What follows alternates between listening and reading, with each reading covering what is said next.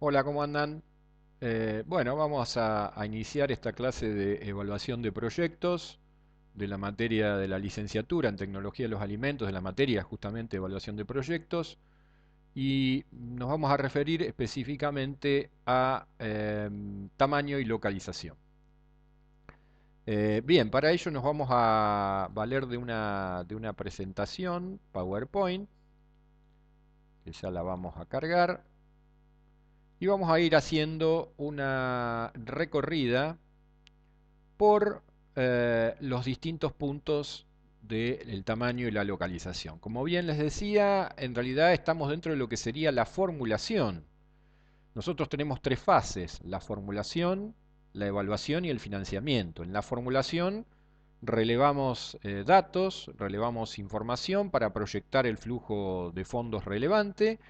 Con ese flujo de fondos luego hacemos fundamentalmente la evaluación con distintos criterios y finalmente, si el proyecto lo aceptáramos, analizaríamos el financiamiento. Es decir, de dónde vamos a sacar para poder realizar las inversiones. Pero en realidad todo se inicia con la formulación y concretamente se inicia con distintas etapas dentro de la formulación. La primera de ellas es el estudio de mercado. Ya habíamos dicho por qué el estudio de mercado es, digamos, el disparador, básicamente porque queremos ver qué mercado queremos captar, cuál sería la demanda potencial, el precio, características del producto, sin lo cual no podríamos avanzar en la formulación, en esto de transformar la idea en el proyecto. Y ahí empiezan a aparecer las distintas etapas, entre las cuales está, digamos, el tamaño y la localización, esta etapa número 2. En realidad, tamaño y localización, podemos decir, en realidad son dos etapas, son dos subetapas dentro de una etapa que generalmente se la conceptúa como tamaño y localización. Vamos a arrancar por tamaño. En realidad el tamaño también se lo conoce como dimensionamiento. En realidad el mejor término sería el dimensionamiento. ¿Qué dimensionamiento le damos al negocio? Es decir, ¿qué capacidad productiva le vamos a instalar? Por supuesto que esa capacidad productiva va a depender de algunas otras cuestiones que ya vamos a ver, fundamentalmente la demanda que queremos captar, pero nosotros tenemos que definir en concreto qué capacidad de producción le vamos a dotar a nuestro proyecto, a nuestra planta, ¿no? Y esa es la capacidad de producción máxima, ¿sí? No necesariamente esa capacidad de producción máxima la vamos a usar todo el tiempo al 100%. Por eso existe también lo que sería la capacidad ociosa, que sería la parte no utilizada de la capacidad productiva. Pero nosotros tenemos que definir esa capacidad de producción máxima. Y una cuestión bien importante también es que la capacidad de producción máxima la vamos a definir no solamente en la capacidad de producción inicial, sino durante todo el horizonte de proyecto. Con lo cual ya ahí, acá podemos definir que no necesariamente esa capacidad de producción va a ser igual durante todo el horizonte, durante todos los años de vida útil de análisis del proyecto. Puede ser que arranquemos con una determinada capacidad de producción y que luego la ampliemos, por ejemplo. Eso bien podría ser así.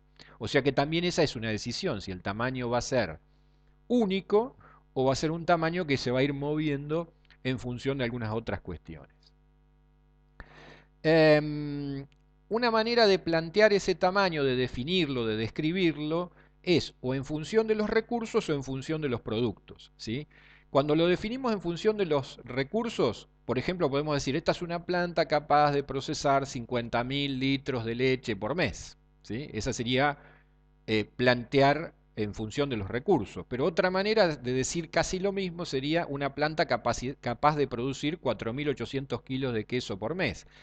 Ahora, para que estas dos cuestiones signifiquen lo mismo, tiene que haber un nivel de eficiencia dado, ¿sí? Acá yo quiero plantear, o sea, acá estamos planteando dos maneras de definir o de expresar, más que de definir, de expresar lo que sería el dimensionamiento. Dado que estamos hablando de tamaño, quiero hacer una disquisición porque muchas veces se plantea, y es correcto, en realidad estos conceptos que estamos planteando acá, más que nada lo que es, miremos escala y tamaño. En realidad, cuando uno dice escala, dice el nivel absoluto de la producción en un tiempo dado, ¿sí? Y el tamaño normalmente se dice la cantidad de recursos disponibles. Si al tamaño lo multiplico por la eficiencia, es decir, le agrego el grado de aprovechamiento de esos recursos, obtendría la escala. Es decir, tamaño por eficiencia sería la escala. No es la idea que estamos planteando acá, porque en realidad si volvemos a la anterior, lo que estamos diciendo de tamaño es la capacidad de producción máxima. Por eso yo generalmente digo que estaríamos planteando más que de tamaño, el término correcto sería dimensionamiento. De hecho, en mucha bibliografía se habla de dimensionamiento. Pero fíjense, el problema de decir dimensionamiento es que a veces se lo confunde con, es la cantidad de metros cuadrados que tiene la planta. No, la cantidad de metros cuadrados que tiene la planta tiene que ver, obviamente, con la capacidad de producción, pero no es lo único, ¿sí? En realidad es la capacidad de producción, la capacidad de producir que tiene los bienes o de los servicios que estemos hablando, ¿sí? Bien, volvamos al tamaño. Algunas cuestiones interesantes de tamaño son fundamentalmente las relaciones que hay entre tamaño y las distintas etapas de la formulación del proyecto. Por ejemplo, tamaño y mercado. Ya dijimos, digamos, en función de la demanda yo voy a definir el piso del tamaño, es decir, mi capacidad de producción al menos va a tener que ser definida en base a la demanda potencial. Digamos, si yo le doy una capacidad de producción que es más chica que la demanda que yo quiero captar, no la voy a poder captar. Tampoco va a ser igual, generalmente es superior, porque generalmente lo que voy a tratar de plantear es algún grado de flexibilidad por si la demanda aumenta, ¿sí? Y ese es todo un tema. También está la relación entre tamaño y costo. ¿Qué significa esto? Que tamaño, digamos, hay una relación entre el tamaño que yo le doto al proyecto, la capacidad de producción y el costo. ¿Por qué? Porque a mayor tamaño generalmente hay un más bajo costo unitario de producción. ¿Por qué es esto? Básicamente por el mejor aprovechamiento de los costos fijos, ¿sí? Es decir, los costos fijos se aprovechan más con plantas más grandes, se logra mayor nivel de eficiencia y se logran bajar los costos unitarios. Hay una obvia relación entre tamaño e inversiones. A mayor tamaño hay normalmente un mayor nivel de inversiones requeridas, más máquinas, más instalaciones, más metros cuadrados, etcétera. Hay una relación entre tamaño y localización, no muy clara a veces, pero la hay. Fíjense acá dice la decisión de localización condiciona el tamaño. Puede ser que, digamos, yo me localice, y acá tengo que hablar de localización, que me estoy adelantando en realidad. Si yo me localizo, ubico la planta en un determinado lugar, en una determinada zona, puede que, digamos, tenga un límite a seguir ampliándola por una cuestión legal, por una cuestión de disposiciones o de metros disponibles, y eso me va a condicionar, digamos, de alguna manera el tamaño. Es decir, que el lugar donde me instalo puede tener que ver también con el tamaño. Y finalmente el tamaño y el financiamiento, que depende también de tamaño de inversiones, porque en realidad yo lo que tengo es un tamaño que se amplía, si se amplía requiere más inversiones y si no me alcanzan los recursos voy a tener que buscar financiamiento. Así que esta es una relación entre tamaño y las distintas subetapas. Algunos interrogantes, o el gran interrogante es cuál es el tamaño óptimo. No es fácil de definir cuál es el tamaño óptimo, porque en realidad lo que busca uno es el proyecto óptimo, pero en realidad siempre depende del objetivo, ¿no? Hay algunas alternativas para pensarlo, yo puedo buscar el tamaño que minimice el costo unitario, eso generalmente implica plantas grandes para tratar de aprovechar mejor los costos fijos, o el que maximiza la ganancia total en pesos, o el que maximice la rentabilidad por cada peso invertido. Bueno, hay distintas alternativas, pero en realidad yo lo que no puedo hacer es no definir un tamaño. Yo voy a tener que definir una capacidad de producción, ¿sí? Y por supuesto que esto va a tener, este rompecabezas que estoy armando con la formulación, va a tener que ver finalmente con la rentabilidad del negocio. Bien, pasamos a la localización, ¿sí? La localización en realidad, como un poco adelantábamos y como su nombre lo indica, es la determinación de dónde va a estar físicamente el negocio, ¿sí? Geográficamente, concretamente tiene que estar en algún lugar. Entonces decidimos el lugar físico en donde se va a instalar, la provincia, la ciudad y hasta el número de calle y puerta, porque tenemos que decir concretamente a dónde. Y otra cuestión es que tenemos que definir no solamente dónde va a estar la planta de producción, sino también dónde va a estar la parte comercial o la parte administrativa de la empresa, que bien puede estar junta o no. Ustedes piensen que también hay cuestiones, incluso hasta lo productivo puede estar en distintos lugares. Hay plantas que tienen, no sé, digamos, una planta de almacenamiento que está ubicada en otro lugar, o que tiene una planta productiva que está en otro lugar. Por lo tanto, hasta la localización puede ser múltiple, digamos, ¿sí? Bien, generalmente se divide la decisión de localización en dos fases, una macrolocalización y una microlocalización, ¿sí? La macrolocalización sería el país, la región, la zona, es decir, la defino en un lugar un poco más amplio a donde quiero estar y finalmente defino la ciudad y hasta la dirección a donde voy a estar. Es decir, finalmente yo defino concretamente a dónde voy a estar, ¿sí? Ahora, lo más importante es cómo decido esa localización, ¿no? Y en realidad, la primero que hay que decir es que hay dos localizaciones que son de alguna manera opuestas, ¿no? O me localizo hacia el mercado, es decir, cerca de los clientes, o me localizo hacia las materias primas, es decir, podríamos decir, cerca de los proveedores. Lo ideal sería estar cerca de ambos, pero generalmente si estoy cerca del cliente no estoy tan cerca del proveedor y si estoy cerca del proveedor no estoy cerca del cliente. Y lo que sí está estudiado es que las localizaciones intermedias, es decir, a mitad de camino, no dan buenos resultados. ¿Cuál es la variable acá? El flete. Si me ubico cerca del cliente, tengo poco flete de distribución, pero a lo mejor tengo más fletes de traer las materias primas al lugar y viceversa, ¿sí? O sea, la variable flete puede ser relevante y en algunos casos es muy relevante, ¿sí? Em, Otra cuestión casi, digamos, obvia, pero que hay que señalarla, es que los proyectos comerciales, es decir, los proyectos de inversión, los negocios que son comerciales, no de producción, sino de comercialización, instalar un local comercial de venta de lo que fuere, por definición están ubicados cerca del cliente, digamos. ¿Por qué? Porque si yo no estoy cerca del cliente difícilmente venda, ¿sí? Pero lo que sí tienen atado es un análisis muy riguroso de dónde va a estar concreta y específicamente. Si yo tengo una planta industrial y defino estar, no sé, en Tandil, que esté en el parque industrial o que esté en otra zona en donde disponga de servicios, a lo mejor no es tan relevante porque estoy en Tandil y estoy aprovechando, digamos, la circunstancia de estar en Tandil, tener proveedores determinados, aprovechar la marca de la ciudad, etcétera.